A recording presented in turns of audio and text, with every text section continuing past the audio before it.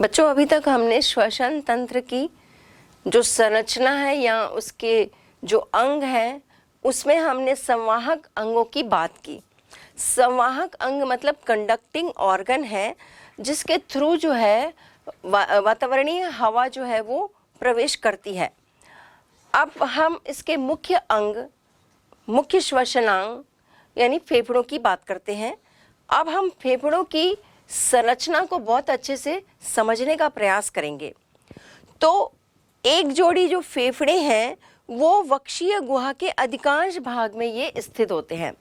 वक्षीय गुहा माने ये जो आप देख रहे हो ये वक्षीय गुहा होता है। वक्षीय गुहा में ये फेफड़े जो है वो अधिकांश भाग को घेरे रहते हैं। फिर देखें तो ये रचनात्मक रूप से स्पंजी होते हैं। स्पंज आप जानते हो कि जिसको दबाने से वो दबता है, तो फेफड़े भी ऐसे ही रहते हैं, ये स्पंजी रहते हैं। क्यों रहते हैं? क्योंकि ये फेफड़े जो हैं मुख्य रूप से ब्रोंकियोल्स वायु जो कुपिकाएं थी उनकी जो वाहिनियाँ हैं या वाहिकाएं हैं और एल्वियोलाई के कारण ये जो है स्पंजी बन जाते हैं।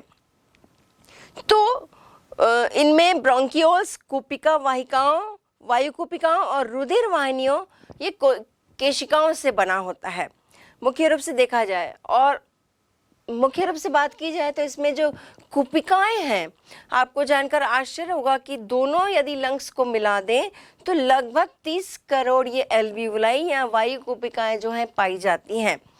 प्रत्येक वायु कुपिका के कारण जो है ये पूरा जाल फैला रहता है और इसी में ही पल्मोनरी आर्टरी और वेन की जो केशिकाएं हैं या वाहिकाएं हैं वो इसमें फैली रहती हैं, ताकि यहीं पर ही जो है गैसीय आदान प्रदान होता है। जब हम गैसीय आदान प्रदान की बात करेंगे तब आपको ये और अच्छे से समझ में आएगा कि एल्वियोलाई का काम क्या है। तो कुपिकाओं के द्वारा ही होता है और गैसीय आदान प्रदान जो एल्वियोलाई में हो रहा है, आप अभी जैसे हमने अभी बात की कि लगभग ये 30 करोड़ जो है ये एल्वियोलाई पाए जाते हैं और जिसके कारण ही ये जो हमारा लंग्स है वो स्पंजी हो जाता है। आपने कभी कभी ऐसे टीवी में देखा होगा या अपने आप से भी महसूस करते होंगे, ये फैलता और सिकुड़ता है क्योंकि ये अंदर जो है वो मतलब वायु कुपिकाएं हैं जिसके कारण ये फैलता और सिकुड़ता है। और क्योंकि वक्षीय गुहा में है तो वक्षीय गुहा में उसको जगह मिल जाती है फैलने और सिकुड़ने की। अब इसका यानी जो एल्वियोलाई की बात करते हैं जो इतनी ज़्यादा संख्या में है, इनका सतह का क्षेत्र जो है वो लगभग 90 वर्ग मीटर है। आप 90 वर्ग मीटर सोच के देख लो वो कितनी बड़ी सतह होगी।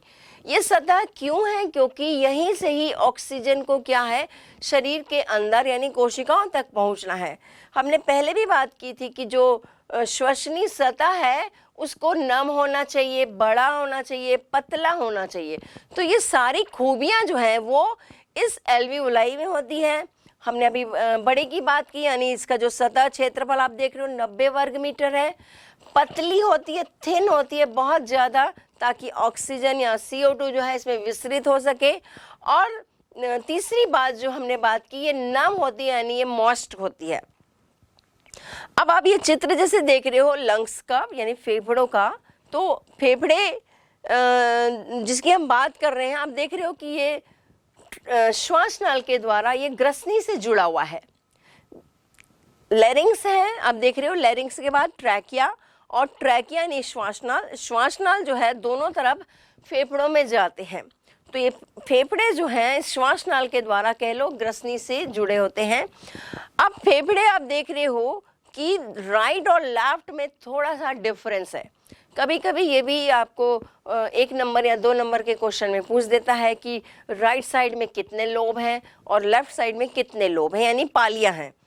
तो आप जैसे ये चित्र में देख रहे हैं कि राइट साइड में 3 पालियां हैं, 3 लोब हैं। एक आप देख रहे हो राइट सुपीरियर है यानी जो ऊपर वाला होगा हम उसको सुपीरियर कहते हैं।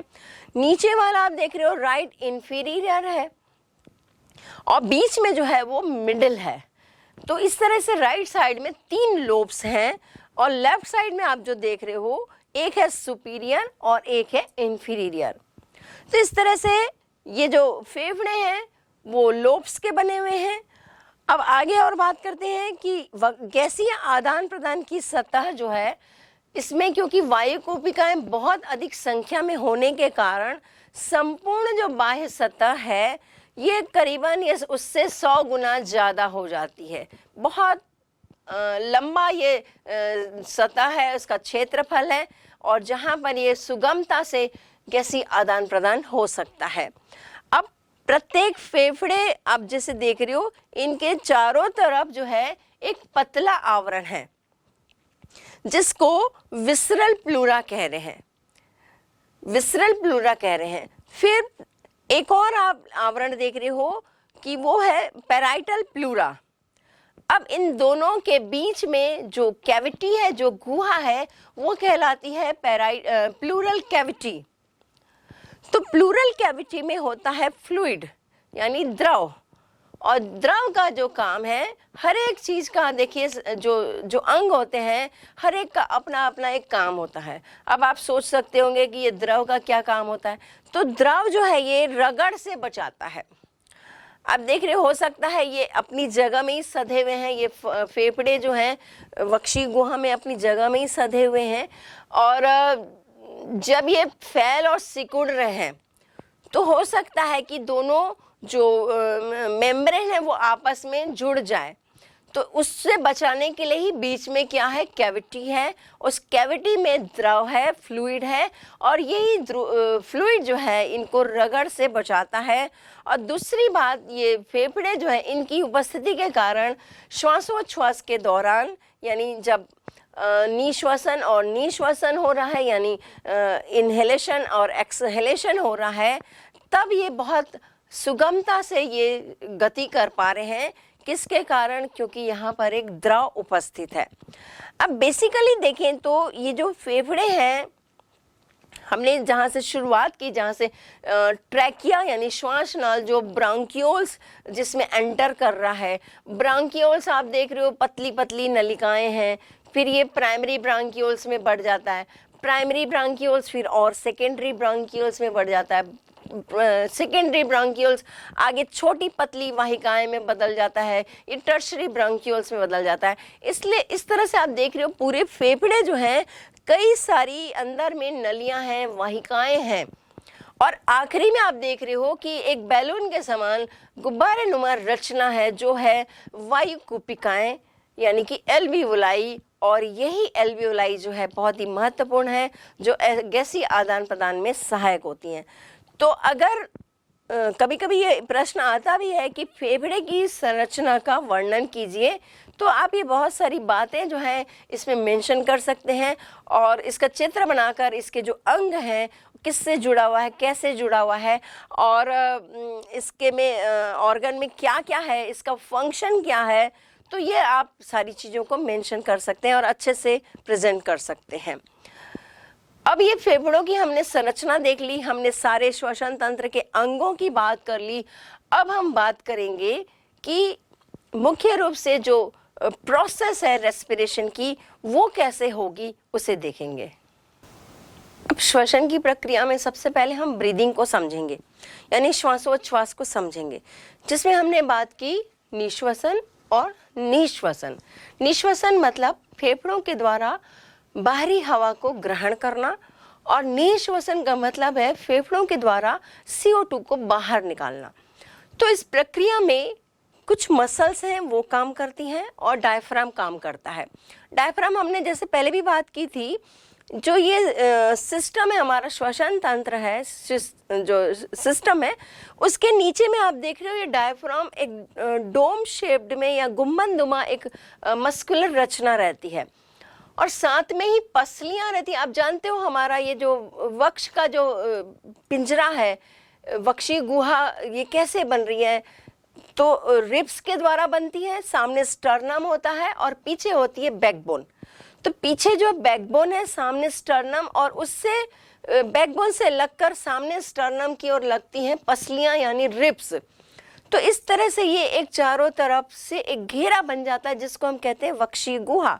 क्योंकि ये वक्षी गुहा को समझना भी आपको बहुत ज़रूरी है, क्योंकि जब इंस्पायरेशन एंड एक्सपायरेशन होगा, यानी कि हवा बाहर निकलेगी और ली जाएगी, इसमें बहुत इसका इम्पोर्टेंट रोल होता है। तो इस प्रक्रिया में हमने जैसे बात की कि कुछ मसल्स काम कर रही हैं। एक हमने डायफ्राम की बात कर ली, दूसरा है इंटरकॉस्टल मसल्स। ये इंटरकॉस्टल मसल जो है ये रिब्स से यानी पसलियों से ही जुड़ी रहती है और होती है, एक एक्सटर्नल होती है और दूसरी होती है इंटरनल। तो दो तरह की मसल्स आप जैसे इसमें देख रहे हो, एक्सटर्नल इंटरकॉस्टल मसल्स का एक जोड़ा होता है, ये पसली के ऊपर भाग से यानी पसली के ऊपरी भाग से निकलकर पीछे वाली पसली के नीचे वाले भाग से ये जुड़ा होता है। और दूसरी जो है इंटरनल इंटरकॉस्टल मसल्स, ये भी एक जोड़ा होता है, ये पसली के नीचे वाले भाग से निकलकर पीछे वाली पसली के ऊपरी भाग से जुड़ता है। यानी ये क्रिस क्रॉस तरीके का ये पसलियां से ये मसल्स जो है वो जुड़ी रहती हैं। अब ये हमने ये बात कर ली कि इंटरकॉस्टल मसल्स और डायफ्राम इस ब्रीदिंग में मदद करते हैं। अब हम पहली प्रक्रिया यानी इंस्पायरेशन की देखें, यानी जब हम श्वास ले रहे हैं, हवा जब अंदर आ रही है, तो उसमें कौन सी प्रक्रिया शामिल हो रही है। तो सबसे पहले मसल्स जो है वो कॉन्ट्रैक्ट होती है, यानी एक्सटर्नल इंटरकॉस्टल मसल जो है पहले वो सिकुड़ती हैं। उनके सिकुड़ने से जो हमने पिंजरा की बात की थी, जो हमने वक्षीय गुहा के आयतन की बात की थी, वो कैसे बढ़ रहा है देखो। क्योंकि मसल्स सिकुड़ रही हैं तो ये जो रिब्स हैं यानी पसलियां हैं वो बाहर की ओर खिंचाती हैं। ये पिक्चर से भी आप अच्छे से समझ सकते हो कि ये बाहर की तरफ रिब्स आ रही हैं। डायफ्राम जो डोम शेप्ड था, गुंबद नुमा था, ये भी मस्कुलर रचना है, तो ये भी कॉन्ट्रैक्ट होती है, सिकुड़ता है और ये फ्लैट हो जाता है, यानी ये चपटा हो जाता है। तो चपटा होने के कारण ये नीचे चला गया, ये भी जैसे देख रहे हो ये नीचे चला गया है, रिब्स बाहर की तरफ खिंचा रही है, तो जिसके कारण अंदर का आयतन जो है वो क्या हो गया, बढ़ गया। आयतन जैसे ही बढ़ता है वहां का दाब कम हो जाता है। जो वायुमंडलीय दाब की हम बात कर रहे हैं, अंदर में जो दाब है वो कम हो जाता है और बाहर जो वातावरण का जो दाब है वो ज्यादा होता है। तो हमेशा जब भी प्रेशर इस तरीके में डिफरेंसेस होता है तो हवा जो है वो बाहरी वायुमंडल से होकर हमारा जो भी संवाहक अंग है उनसे होते हुए ये फेफड़ों में पहुंचती है। किन कारणों से पहुंची, हमने बात की मसल्स में सिकुड़न आई, कॉन्स्ट्रिक्ट हुए, डायफ्राम कॉन्स्ट्रिक्ट हुआ जो फ्लैट हो गया, और जो आयतन था, वक्षीय गुहा का आयतन था, उसमें बढ़ोतरी हो गई, यानी वो आयतन में वृद्धि हो गई और दाब कम हो गया, जिसके कारण बाहरी दाब ज़्यादा होने के कारण हवा जो है वो एक जो वायु पथ है उससे वो एंटर करके फेफड़ों में पहुंचती है। तो ये पहली जो प्रक्रिया हमने देखी ये थी सांस लेना, यानी अंदर में फेफड़ों में हवा का पहुंचना। अब दूसरी जो है वो है एक्सपायरेशन या एक्सहेलेशन। सेम प्रोसेस होगी, मतलब वो जो पाथ हमने जो यूज किया था, जैसे एंटर हुई थी हवा, वैसे उसी पाथ से ही वापस भी होगी, लेकिन यहाँ पर होगा अब इंटरनल इंटरकॉस्टल मसल्स सिकुड़ेंगी, जिसके कारण जो रिब्स जो फैल गई थी यानी पसलियां जो फैल गई थी वो अपनी जगह पर आ जाएगी। अब डायफ्राम भी अपनी मतलब रिलैक्सेशन की पोजीशन आ रही है ना, शिथिलन की अवस्था आ रही है, तो वो फिर से ऊपर चला जाता है और डोम शेप्ड हो जाता है। अब हर तरफ से प्रेशर पड़ रहा है, यानी रिब्स भी अपनी जगह पे आ गई, डायफ्राम भी अपनी जगह पे आ गया। तो यहाँ जो वक्षीय गुहा का जो आयतन था वो क्या हो जाता है, कम हो जाता है। आयतन कम हो गया जिसके कारण वहाँ जो हवा है, फेफड़ों में जो CO2 युक्त जो हवा है उस पर दाब बढ़ता है, और जैसे ही दाब बढ़ता है बाहर दाब कम है, तो फिर ये हवा जो है उसी पाथ से, जो पाथ पहले जैसे एंटर की थी उसी पाथ से ये वापस बाहर हो जाती है। तो ये है एक्सपायरेशन। ये ब्रीदिंग प्रोसेस भी आपको कई बार क्वेश्चन ये आता है जिसमें दोनों प्रोसेस को आपको लिखना पड़ता है, विथ डायग्राम आपको एक्सप्लेन करना पड़ता है। तो डायग्राम में आप जरूर बताइए कि कैसे कॉस्टल मसल्स का क्या रोल है, डायफ्राम का क्या रोल है, और किस तरीके से इन दोनों के सिकुड़ने और फैलने से ये प्रक्रिया दोनों यानी इंस्पायरेशन और एक्सपायरेशन हो रही है। अब हम देखते हैं कि जो हमने बात की थी कि हवा जो अंदर ले रहे हैं और जो उच्छ्वसित है यानी जो बाहर हवा जा रही है, क्या इनके कंपोजिशन सेम है? चलिए तो इसको टेबल में हम देखते हैं। आप देख पा रहे हैं जैसे इंस्पायर्ड यानी जो निश्वसित वायु के घटक हैं उसमें आप देख रहे हो ऑक्सीजन है 20.9.6 जैसे देख 96, 20.96% आप देख रहे हो। लगभग आप जानते हो 21% हवा में ऑक्सीजन का प्रतिशत होता है। CO2 आप देख रहे हो 0.04% है। ये बाहर की कार्बन डाइऑक्साइड की बात हो रही है, यानी बाहरी हवा में जो कार्बन डाइऑक्साइड का प्रतिशत है उसकी बात हो रही है। फिर आप देख रहे हो नाइट्रोजन है, ये 79% है और जल वाष्प भी होता है, वो है 1.25। तो इस तरह से ये जो हवा एंटर कर रही है उसका कंपोजिशन था। अब जो बाहर निकलती है हवा, जो फेफड़ों के द्वारा हवा बाहर निकल रही है उसका कंपोजिशन बिल्कुल आप देख रहे हो चेंज है, परिवर्तित है। आप ऑक्सीजन इसमें देख पा रहे हो 16.3% है। कहाँ वो 21% था, अब ये 16.3% है। कार्बन डाइऑक्साइड का प्रतिशत भी बहुत अंतर आप दिख रहा है। पहले आप देख रहे थे 0.04, जो डिजिट में भी नहीं था, 1 डिजिट में भी नहीं था। अब आप देख रहे हो 4.0% हो गया। ये क्यों हो गया? क्योंकि अंदर में रेस्पिरेटरी यानी सेलुलर रेस्पिरेशन होता है जिसके द्वारा CO2 बनती है और पानी बनता है और ऊर्जा बनती है। हमने पहले भी इसके सूत्रों को हमने बताया था जिसमें आप इसमें समझ पाए थे कि ग्लूकोज का जब ऑक्सीडेशन होता है ऑक्सीजन की उपस्थिति में तो CO2, H2O और एनर्जी बनती है। तो ये वही CO2 है जो गैसीय आदान प्रदान के दौरान हम जब आगे भी बात करेंगे तो ये फेफड़ों तक आ जाती है और फेफड़ों से ये बाहर निकलती है, तब इसका परसेंटेज आप देख रहे हो 4.0% है। नाइट्रोजन का प्रतिशत सेम है यानी 79 आप देख रहे हो, जो एज इट इज है, मतलब वो एंटर करती है और वो ऐसे ही बाहर आ जाती है। फिर हम देख रहे हैं जलवाष्प, जलवाष्प का भी प्रतिशत में अंतर आपको दिख रहा है। जैसे अभी हमने बात की थी कि जब कोशिकीय श्वसन होता है तो उसमें पानी भी बनता है और ये पानी जरूरत के मुताबिक यदि हमें होती है आवश्यकता शरीर को तो वो अवशोषित हो जाता है, अदरवाइज ये फेफड़ों के द्वारा उच्छ्वसित वायु के द्वारा ये बाहर निकल जाता है। तो ये आप देख रहे हो 6.2% है। अब कभी इसका प्रैक्टिकल भी करके देख सकते हो। आईना के सामने आप हा करके अपनी सांस को छोड़ोगे तो आप देखते हो वो जो आईना है वो थोड़ा सा उसमें पानी आ जाता है, यानी भाप आ जाती है या धूमिल हो जाता है कह लो। तो ये धूमिल जो हो रहा है, यहाँ पे जो वेपर्स आ रही हैं वो हमारे सांस के द्वारा निकली हुई ही जल वाष्प है। अब वायु कोष्ठक, वायु के घटक देखते हैं। इसमें भी आप देख रहे हो कुछ अंतर है। ऑक्सीजन जैसे देख रहे हो 14.2% है, CO2 5.5% है, नाइट्रोजन 80.03% है और जल वाष्प देख रहे हो 6.2% है। तो इस तरीके से ये भी कभी कभी हमें 1 या 2 नंबर के क्वेश्चन आते हैं जिसमें हमें ये जानना बहुत ज़रूरी है कि जो प्रवेशित वायु है और जो उच्छ्वसित वायु है उनके कंपोजिशन में क्या अंतर है। तो आप ये अंतर देख भी पा रहे हैं और आप इसको एक्सप्लेन भी कर पाएंगे। बच्चों, अब हम जो हवा अंदर आ रही है कैसे आ रही, कौन कौन से ऑर्गन से होते हुए आ रही है, उसका एक पाथ देख लेते हैं। तो इंस्पायरेशन में आप देख रहे हो जैसे पहले ग्रसनी है, फेरिंग्स, या कह लो कि नाक के थ्रू जब नॉस्ट्रिल के थ्रू जब अंदर आ रहा है तो नेजल चैम्बर, उसमें सबसे पहले आता है ग्रसनी, ग्रसनी यानी फेरिंग्स। उसके बाद ग्लॉटिस है, अब देख रहे हो, फिर लैरिंग्स है यानी कंठ, फिर ट्रैकिया यानी श्वासनाल, फिर है ब्रोंकी, ब्रोंकियोल, एल्वियोलर डक्ट और एल्वियोलाई यानी वायु कोष्ठ तक यानी वायु कुपिकाओं तक का ये जो प्रवेशित वायु है वहाँ इस रास्ते से होकर पहुँचती है।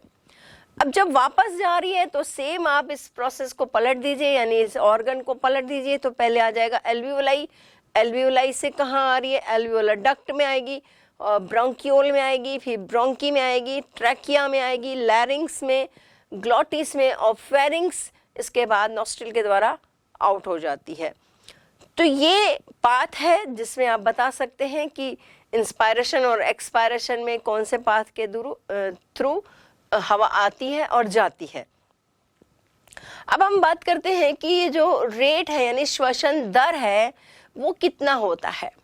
आप भी कभी अपने आप को ये चेक कर सकते हो, जैसे अभी मैं बता रही हूँ कि स्वस्थ व्यक्ति है तो उसमें ये श्वसन दर जो है यानी रेस्पिरेटरी रेट कहना चाहिए, एक बार सांस लेना और छोड़ना को हम एक मानते हैं, तो ये लगभग होता है 12 से 15 प्रति मिनट। आप घड़ी देखकर 1 मिनट या स्टॉप वॉच होगा, मोबाइल में अलार्म होता है, उसमें स्टॉप वॉच होता है, उसमें भी आप चेक कर सकते हो। तो एक बार ली गई और छोड़ी गई जो सांस है वो इस तरह से आप काउंटिंग करते जाएंगे तो लगभग ये 12 से 15 आती है। और शिशु में कह लो, आप छोटे बच्चों को कभी देखा होगा तो उसमें वो रेट जो है बहुत ज़्यादा होता है, जैसे आप देख रहे हो 44 जो है वो पर मिनट है रेस्पिरेटरी रेट। अब ये जो रेस्पिरेटरी रेट है ये कहना चाहिए कभी बीमार है स्वस्थ व्यक्ति की हमने बात की, जब कभी वो बीमार हो जा रहा है तो वो चेंज हो सकता है, एक्सरसाइज कर रहा है तो उसमें वो चेंजेस आ सकते हैं, तो कुछ कंडीशन है जिसमें ये चेंज हो सकता है। अब देखते हैं कि ये जो ब्रीदिंग प्रोसेस है यानी इंस्पायरेशन और एक्सपायरेशन है, इसमें भी कंट्रोल होता है, बिना कंट्रोल के ये काम नहीं होता। यानी जो हम सांस ले रहे हैं और छोड़ रहे हैं उसमें कंट्रोल किसका होगा, ब्रेन का ही होगा। तो ब्रेन में इसका जो तंत्रिकीय तंत्र से जो इसका कंट्रोल होता है उसमें मुख्य जो है पॉन्स है और मेडुला ऑब्लंगेटा।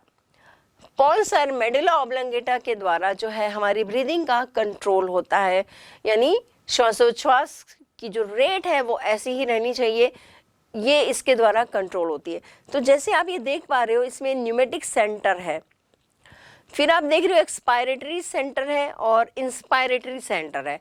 एक्सपायरेटरी मतलब श्वास जो छोड़ी जा रही है, इंस्पायरेटरी मतलब जो ली जा रही है। तो दोनों प्रोसेस में अलग अलग वो सेंटर हैं जिनके द्वारा ये जो है कंट्रोल किया जाता है। और वायु कोष में ऐसे बहुत सारे स्ट्रेच रिसेप्टर्स होते हैं जो इसको फूलने और पिचकने में यानी एक कंट्रोल वे में ये काम होता है। तो जो भी ये प्रोसेस हो रही है वो उस पर किसका कंट्रोल होगा, ब्रेन का होगा, और ब्रेन में मेडुला ऑब्लंगाटा से ये जो है नियंत्रित होगी। फुफ्फुसीय गैसीय आयतन विभिन्न परिस्थितियों में अलग अलग होता है, जिसको हम एक टेबल के जरिए समझने का प्रयास करेंगे, जिसमें हम देखते हैं ये टेबल में बहुत विभिन्न तरह की परिस्थितियां हैं, जिसमें आप देख रहे हो टाइडल वॉल्यूम है जो कितना होता है, 500 ml होता है, या वाइटल कैपेसिटी क्या है, उसकी कितनी वॉल्यूम है, मेल फीमेल में कितनी है। और ये भी कभी कभी ये प्रश्न आता है पर्टिकुलर एक एक परिस्थितियों में पूछा जाता है कि टाइडल वॉल्यूम का वॉल्यूम कितना होता है, या वाइटल कैपेसिटी क्या है, या IRV क्या है, ऐसे करके क्वेश्चंस आते हैं। तो इसको हम चार्ट से समझते हैं। फुफ्फुसीय गैसीय आयतन यानी पल्मोनरी एयर वॉल्यूम्स विभिन्न स्थितियों में फेफड़े तथा शेष श्वसन अंगों की वायु धारण क्षमता को फुफ्फुसीय गैसीय आयतन कहते हैं, और यह क्षमता अलग अलग होती है, और इसे भी जानना हमारे लिए बहुत जरूरी है, जिसको हम एक टेबल यानी चार्ट के माध्यम से देखते हैं। जैसे आप देख रहे हैं टेबल को, तो जिसमें हेडिंग्स हैं, सीरियल नंबर है, फुफ्फुसीय गैसीय आयतन का नाम, फुफ्फुसीय गैसीय आयतन और उसकी वैल्यू यानी मान कितना है।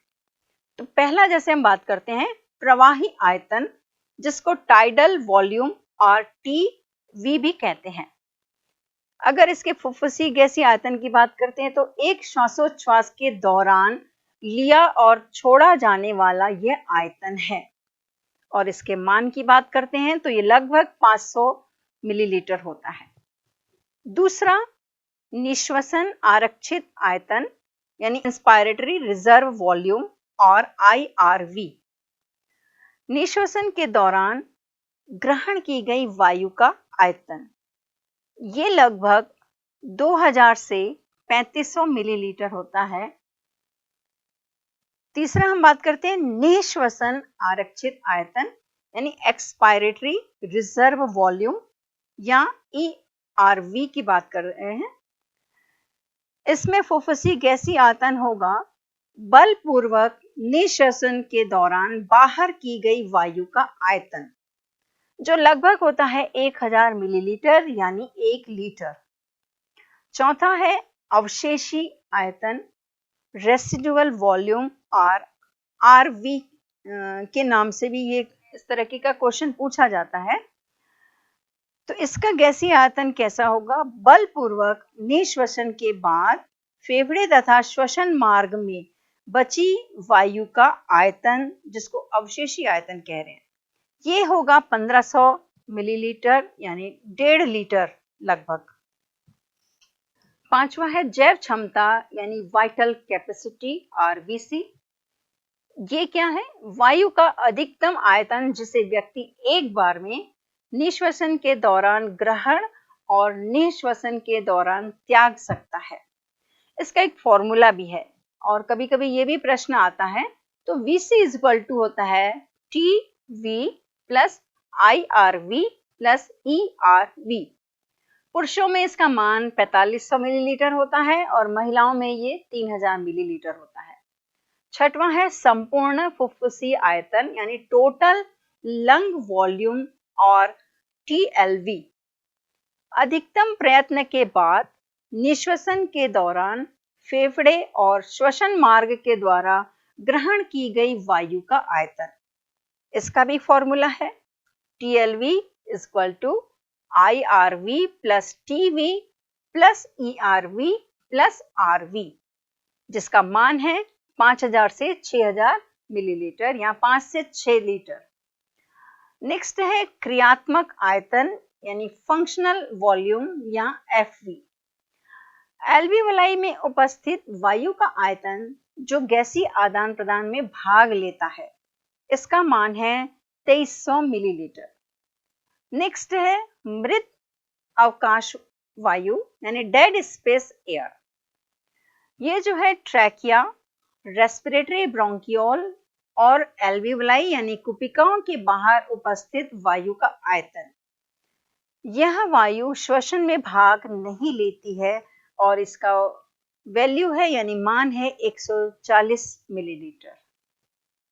श्वसन गैसों का आंशिक दाब यानी पार्शियल प्रेशर mmHg में। तो जैसे आप टेबल देख रहे हैं, सीरियल नंबर है, गैस का नाम, अंदर ली गई वायु, एल्वियोलर वायु, शिराओं का रक्त, धमनी का रक्त और बाहर छोड़ी गई वायु।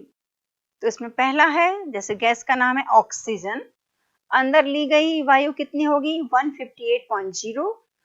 एल्वियोलर वायु है 100, शिराओं का रक्त है 40, धमनी का रक्त है 95 और बाहर छोड़ी गई वायु है 116। दूसरा गैस का नाम CO2 यानी कार्बन डाइऑक्साइड, अंदर ली गई हवा है 0.3, एल्वियोलर वायु है 40 यानी 40, शिराओं का रक्त 46, धमनी का रक्त 40 और बाहर छोड़ी गई हवा 32। तीसरा है नाइट्रोजन, अंदर ली गई वायु 596.0, एल्वियोलर वायु 573, शिराओं का रक्त 573, धमनी का रक्त 573 और बाहर छोड़ी गई वायु 565। तो इस तरह से बच्चों हमने ये ब्रीदिंग प्रोसेस को समझा। अब हमारा दूसरा पार्ट आएगा गैसीय आदान प्रदान। अब हमने बात कर ली कि हवा में जो ऑक्सीजन थी वो फेफड़ों तक पहुंच गई। अब फेफड़ों से आगे जो है वो कोशिकाओं तक यानी कि आपके शरीर की कोशिकाओं तक कैसे पहुंच रही है, इसको हम समझेंगे, जो कि गैसीय आदान प्रदान में आता है या गैसीय एक्सचेंज कह ले, उसमें ये टॉपिक आता है, जिसमें ऑक्सीजन का परिवहन आएगा, CO2 का परिवहन आएगा और परिवहन में शामिल होगा वो फेफड़ों से लेकर टिश्यू या सेल्स तक का ऑक्सीजन का जाना और टिश्यू और सेल से CO2 का फेफड़ों तक आना। तो इसको अब हम समझेंगे। अब हम गैसीय आदान प्रदान की बात करेंगे। गैसेस एक्सचेंज जो है वो कैसे हो रहा है, वो पल्मोनरी में होगा यानी फेफड़ों में होगा। फेफड़ों में ये कैसे होगा? तो सबसे पहले हम जानते हैं एक प्रेशर, आप इस शब्द से परिचित होंगे। जो हवा में जो भी गैसें होती हैं उनका एक प्रेशर होता है। अब जैसे जो वायुमंडलीय दाब है, जैसे आप जानते हो 760 mmHg होता है। इसी तरह से हर एक गैस का एक प्रेशर होता है, जिस प्रेशर के कारण ही यहाँ पर जो है गैसीय आदान प्रदान में जो बहुत ज़्यादा सहायक होगा। तो चूंकि गैसीय आदान प्रदान में इनके प्रेशर में अंतर होता है, प्रेशर में अंतर होने के कारण हम इनको जो प्रयुक्त करते हैं, जैसे ऑक्सीजन के लिए हम PO2 लिखते हैं। P क्या है, उसका पार्शियल प्रेशर है। कार्बन डाइऑक्साइड के लिए PCO2 लिखते हैं, वो उसका पार्शियल प्रेशर है। ऐसे ही नाइट्रोजन के लिए PN2 लिखते हैं, जो उसका पार्शियल प्रेशर है। तो इस पार्शियल प्रेशर के कारण ही गैसीय आदान प्रदान संभव हो पाता है। असल में देखा जाए तो जो एल्वियोलाई है, एल्वियोलाई में हमने जैसे बात की इंस्पायरेशन में जो गैस या हवा जो अंदर आ रही है जिसमें ऑक्सीजन ज़्यादा है, और वायुकोपिकाओं में हमने ये भी पहले जाना था कि उनमें रुधिर केशिकाओं का जाल फैला होता है। धमनी और शिराएं होती हैं, उनके जाल फैले रहते हैं। तो ये जो केशिकाएं हैं उसमें जो ऑक्सीजन और CO2 है, और एल्वियोलाई में जो ऑक्सीजन और CO2 है, इनके पार्शियल प्रेशर के कारण ही ये आदान प्रदान संभव हो पाता है। तो अब ये गैसीय आदान प्रदान में सबसे पहले हम बात करेंगे कि इस लेवल पर, यानी पल्मोनरी में एल्वियोलाई में, पल्मोनरी एल्वियोलाई और केशिकाओं के बीच आदान प्रदान कैसे होता है। तो ये पिक्चर आप जैसे देख रहे हैं, पल्मोनरी धमनी में जो है ऑक्सीजन विहीन रक्त रहता है, जिसमें ऑक्सीजन नहीं रहती, यहाँ कहना चाहिए कम रहती है, नहीं तो ऐसा नहीं है, कम रहती है, जिसका प्रेशर है 40 mmHg। और एल्वियोलाई में ऑक्सीजन का प्रेशर है, यानी PO2 है 100 mmHg। तो आप यहाँ अंतर देख पा रहे हैं कि केशिकाओं में जो रक्त आया उसका PO2 जो है वो कम है, 40 है, और एल्वियोलाई में जो ऑक्सीजन आई है इंस्पायरेशन के दौरान वो 100 mmHg है। तो ये अंतर आपको पार्शियल प्रेशर में अंतर दिख रहा है। ऐसे ही यदि CO2 की बात करते हैं तो अब केशिकाओं में क्या होगा, केशिकाओं में CO2 की मात्रा ज़्यादा होगी, उसका वो प्रेशर जो है वो 46 है, और जो एल्वियोलाई में CO2 जो है उसका जो प्रेशर है वो 40 mmHg है। तो यहाँ भी आप अंतर देख पा रहे हैं। तो जब ये दोनों गैसों में अंतर है, जिसके कारण ही ये क्या होंगी, विसरित होंगी। विसरित होंगी मतलब विसरण की प्रक्रिया के द्वारा एक्सचेंज होगा। जहाँ ज़्यादा सांद्रता है ऑक्सीजन की, वो कम सांद्रता की ओर विसरित हो जाएगी। ऐसे ही ऑक्सीजन की सांद्रता केशिकाओं में ज़्यादा है तो वो एल्वियोलाई में आ जाएगी। तो इसको इस चित्र के द्वारा समझने का प्रयास करते हैं। जैसे आप यहाँ देख पा रहे हैं कि PCO2 आप देख रहे हो, ये एल्वियोलाई जो ऊपर में बने हुए हैं, बैलून लाइक स्ट्रक्चर आप देख रहे हो, ये एल्वियोलाई हैं, यानी ये वायुकोपिकाएं हैं जिसकी हमने बात की थी। ये लगभग 30 करोड़ होती हैं दोनों फेफड़ों को मिला दें तो इन वायुकोपिका में हवा अंदर आई, जिसमें हम देख रहे हैं CO2 का मान तो कम ही होगा, क्योंकि वायुमंडलीय हवा में CO2 का मान कम होता है। उसका प्रेशर यहाँ पर आप देख रहे हो 40 है। ऑक्सीजन का प्रेशर आप देख रहे हो 100 mmHg है। अब ये जो नीचे आप देख रहे हो ये केशिकाएं हैं, यानी ब्लड कैपिलरीज हैं। तो ब्लड कैपिलरीज में आप देख पा रहे हो एक लेफ्ट साइड जो है ऑक्सीजनेटेड ब्लड आपको दिख रहा है। ऑक्सीजनेटेड ब्लड का मतलब है ये जो ब्लड अभी जहाँ पर ये एक्सचेंज हो रहा है, जहाँ पर एल्वियोलाई से ऑक्सीजन विसरित होकर कहाँ पर आ गई, केशिकाओं में आ गई।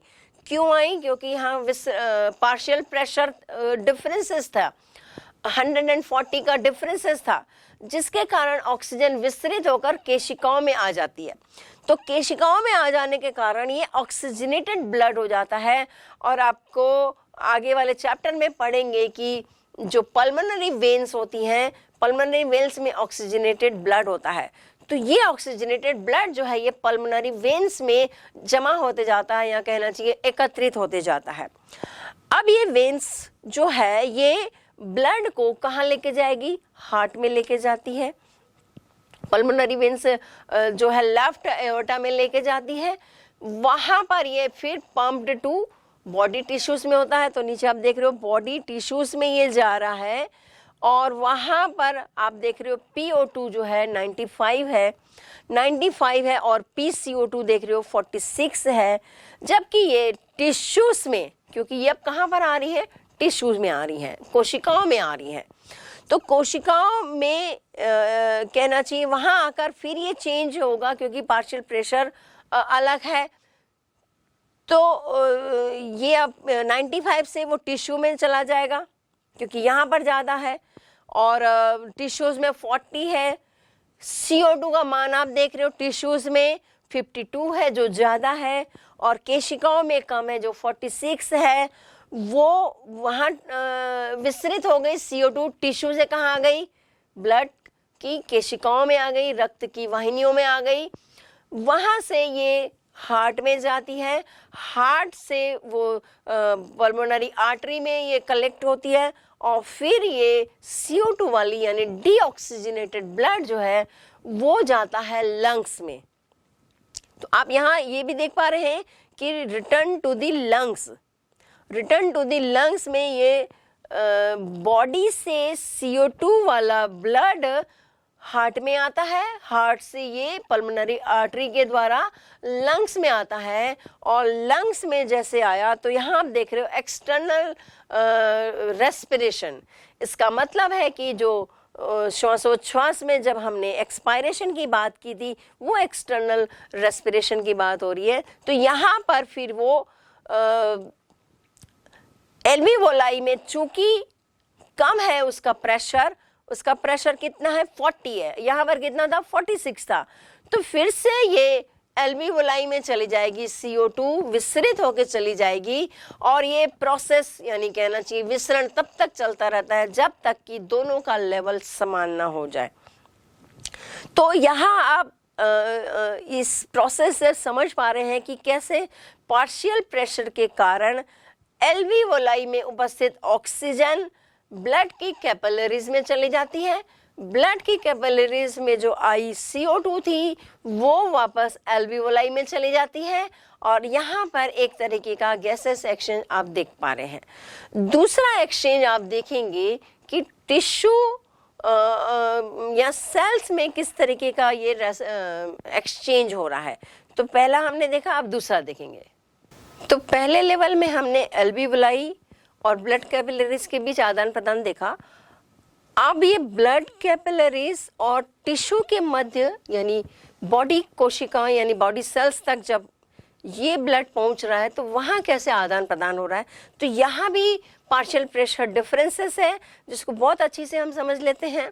शरीर जो ऊतक है यानी कि जो टिश्यूज है उसमें ऑक्सीजन जो है वो 40 mmHg है और धमनियों में, क्योंकि आप जानते हो कि जो ऑक्सीजनेटेड ब्लड होता है वो धमनियों से बहता है, हार्ट के थ्रू एओर्टा के थ्रू जब ये बॉडी में आता है तब ये धमनियों के द्वारा आता है। तो धमनी में जो ऑक्सीजन का जो प्रेशर है वो 95 है जो कि टिश्यू से ज़्यादा है। तो स्वाभाविक सी बात है क्योंकि ये ज़्यादा है कहाँ पर, ब्लड में, और टिश्यू में कम है तो ब्लड से ये ऑक्सीजन कहाँ विस्तृत हो जाएगी, टिश्यूज में हो जाएगी यानी ऊतकों में हो जाएगी, कोशिकाओं में हो जाएगी। अब कोशिकाओं में लगातार इस ऑक्सीजन का क्या हो रहा है, उपयोग हो रहा है। जो उपयोग हो रहा है वहाँ पर CO2 बन रही है। अब चूंकि यहाँ पर आप देखें CO2 की बात करें तो CO2 ऊतकों में क्या है, जो उसका प्रेशर जो है 46 mmHg है, मतलब ये ज़्यादा है। और जो आर्टेरियल ब्लड आ रहा है यानी जो धमनी जो है ब्लड जो ला रही है उसमें PCO2 का जो मान है वो 40 है जो कि कम है। तो डेफिनेटली अब क्या होगा, टिश्यू से CO2 कहाँ आ जाएगा, ब्लड की कोशिकाओं में आ जाएगा यानी वो कैपिलरीज के द्वारा आता है। और फिर हमने आगे चैप्टर में और अच्छे से पढ़ेंगे कि जो वीनस ब्लड है यानी महाकेवा के द्वारा, वेना केवा के द्वारा ये डीऑक्सीजनेटेड ब्लड जो है वो लंग्स में पहुंचाया जाता है। तो अभी इस चैप्टर में हमें ये जो समझने की जो बात है वो ये है कि गैसों का आदान प्रदान कैसे हो रहा है। पहले एल्वियोलाई से कैपिलरीज में कैसे हुआ और फिर ये कैपिलरीज यानी ब्लड वेसल्स जो हैं टिश्यू तक आ जा रही हैं, तो टिश्यू में कैसे एक्सचेंज हो रहा है। तो ये हम साफ तौर पर देख पा रहे हैं कि कैसी आदान प्रदान हो रहा है। और केवल यहाँ पर एक फिजिकल प्रोसेस जो है यानी फिजिक्स की जो प्रोसेस है विसरण का ही काम हो रहा है, विसरण यानी डिफ्यूशन का ही काम हो रहा है, जिसमें जो अणु हैं यानी कहना चाहिए आयन जो होते हैं वो अधिक सांद्रता से कम सांद्रता की ओर गमन करते हैं। तो यहाँ भी आप देख पा रहे हो जहाँ पर प्रेशर या जहाँ सांद्रता ज़्यादा है वहाँ जहाँ लो है उसकी तरफ ये विस्तृत हो जा रहे हैं। ऑक्सीजन एल्वियोलाई में ज़्यादा थी तो टिश्यूज या कैपिलरीज में कम थी, कैपिलरीज में कम होने के कारण वो कैपिलरीज में आ गई। CO2 का सेम मामला था, CO2 कैपिलरीज में ज़्यादा थी, एल्वियोलाई में कम थी तो वो एल्वियोलाई में चली गई। फिर टिश्यू की बात करें तो ये ब्लड कैपिलरीज में ऑक्सीजन ज़्यादा था, जो टिश्यूज़ में कम था वो टिश्यूज़ में फिर विस्तृत हो गई, और टिश्यू में जो CO2 ज़्यादा था वो ब्लड कैपिलरीज में आ गई। अब ये जो है वापस यहाँ लंग्स में आती है, फेफड़ों में आती है, जो ये CO2 एक्सहेलेशन के द्वारा बाहर निकाल दी जाती है। इस तरह से हमने ये पूरे गैसेस एक्सचेंज की प्रोसेस को समझा। अब हमारा जो अगला भाग है वो है गैसों का परिवहन, यानी अब आ तो गई ऑक्सीजन, लेकिन ये ऑक्सीजन को जाने का माध्यम कुछ है, यानी हीमोग्लोबिन होता है और हीमोग्लोबिन से ये जुड़ती हैं कुछ प्लाज्मा के जरिए। अब हम ब्लड की बात कर रहे हैं ना, ब्लड के थ्रू ही जा रहा है, लेकिन ब्लड में आप जानते हो उसके कंटेंट होते हैं, उसमें कैप्सूल्स यानी कोशिकाएं होती है, ब्लड प्लाज्मा होता है। तो ये कैसे ब्लड प्लाज्मा या कैप्सूल्स के द्वारा, कोशिकाओं के द्वारा कैसे ये बंध के ऑक्सीजन जाता है और CO2 वापस लंग्स में आता है, इस प्रोसेस को हम समझेंगे।